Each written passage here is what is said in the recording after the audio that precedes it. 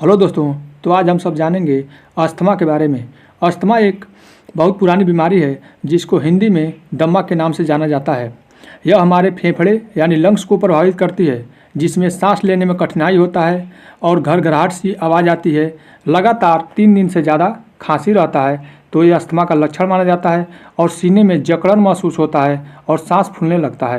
Asthma एक ऐसा condition होता है जिसमें श्वास नली जो होता है, हमारा जो ब्रोंकाई होता है, उसमें इन्फ्लामेशन यानी सूजन हो जाता है और वहाँ पे म्यूकस का प्रोडक्शन बढ़ जाता है, जिसके कारण वहाँ पे जो बलगम और जो सूजन होता है वो श्वास नली को कंस्ट्रिक्ट यानी पतला कर देता है और पतला होने के कारण वहाँ पे ऑक्सीजन की सप्लाई अच्छी तरह से वो श्वास नली नहीं कर पाती है।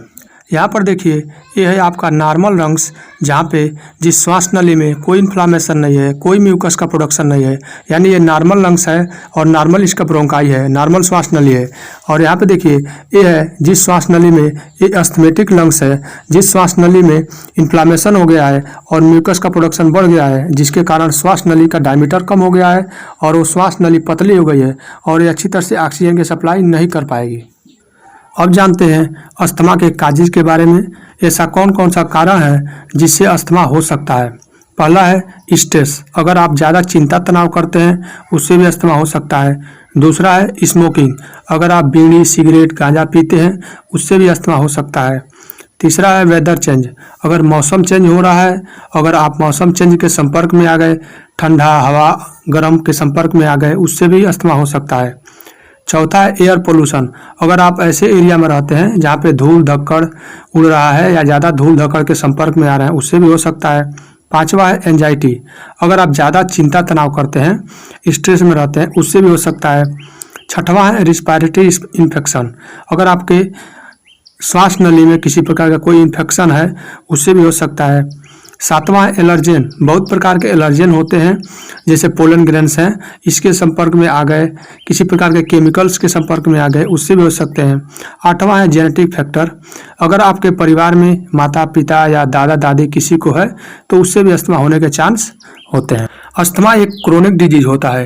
क्रोनिक डिजीज का मतलब होता है वे बीमारी जो लंबे समय तक चले, जैसे ब्लड प्रेशर, शुगर, आर्थराइटिस।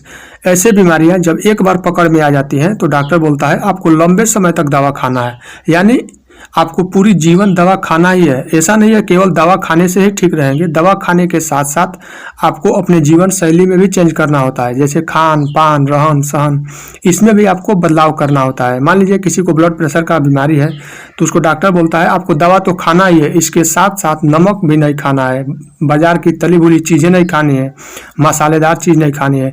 आप यानी उस बीमारी को जो चीज़ें खाने से वो बीमारी बढ़ती है उस चीज़ों को नहीं खाना होता है, उसके साथ साथ आपको दवा की भी मेंटेनेंस लेना होता है, तब आप अच्छी तरह से इन बीमारियों को मैनेज कर सकते हैं। अस्थमा भी उन्हीं बीमारियों में से एक बीमारी है जो लंबे समय तक यानी ये समझिए आजीवन चलता रहेगा। आपको इसमें एक चीज़ों का ध्यान रखना होता है कि आपको किस चीज़ के संपर्क में आने से अस्थमा हो रहा है। जैसे बहुत लोगों को धूल धक्कड़ के संपर्क में आने से होता है, बहुत लोगों को सडन मौसम चेंज के होने से होता है, बहुत लोगों को किसी प्रकार के केमिकल से, किसी एक पार्टिकुलर केमिकल से रिएक्शन होता है उससे होता है, या किसी लोग को बहुत से पोलन ग्रेन्स के पुष्प के फूल से होता है। तो आपको ये चीज़ को ध्यान देना है कि किस चीज़ से हमें अस्थमा का अटैक आ रहा है और आपको उस चीज़ से बचे रहना है और आपको मेंटेनेंस दवा लेते रहने हैं। अब हम समझते हैं अगर किसी को अस्थमा हो गया है तो कौन सा दवा डॉक्टर द्वारा दिया जाएगा। इसमें मेनली 2 दवा दिया जाता है, ब्रोंकोडाइलेटर, दूसरा होता है कार्टिकोस्टेरॉइड। ब्रोंकोडाइलेटर का काम होता है, नाम से ही पता चल रहा है कि हमारी जो ब्रोंकाइयल मसल हो उसको डायलेट करेगा, यानी जो श्वास नली है जो कंस्ट्रिक्ट हुई है, पतली हुई है, उसको फैलाने का काम करेगा। दूसरा होता है कार्टिकोस्टेरॉइड। कार्टिकोस्टेरॉइड का काम होता है जो श्वास नली में इन्फ्लामेशन, स्वेलिंग, जो सूजन हुआ है जिसके कारण श्वास नली पतली हुई है, उस सूजन को कम करता है। दोनों का एक दूसरे से रिलेटेड काम है, दोनों का मेन एक ही काम होता है, जो श्वास नली होती है पतली हुई है उसको फैला करके ऑक्सीजन की सप्लाई को बढ़ावा देना, जिससे ऑक्सीजन अच्छी तरह से पास आउट हो सके। इसमें भी अलग अलग क्लास की अलग अलग दवाइयाँ होती हैं। इसमें डॉक्टर अपने अनुसार सेलेक्ट करता है कि किस मरीज को किस तरह की दवा देना है। इसके अलावा और भी बहुत सी दवाइयाँ दी जाती हैं मरीज के कंडीशन के अनुसार, क्या उसको समस्या है वो डॉक्टर जानता है और डॉक्टर अपने हिसाब से सेलेक्ट करता है। बिना डॉक्टर की सलाह से आप खुद से इन दवाओं को कभी नहीं लें, नहीं तो आपके लिए घातक साबित हो सकता है। धन्यवाद।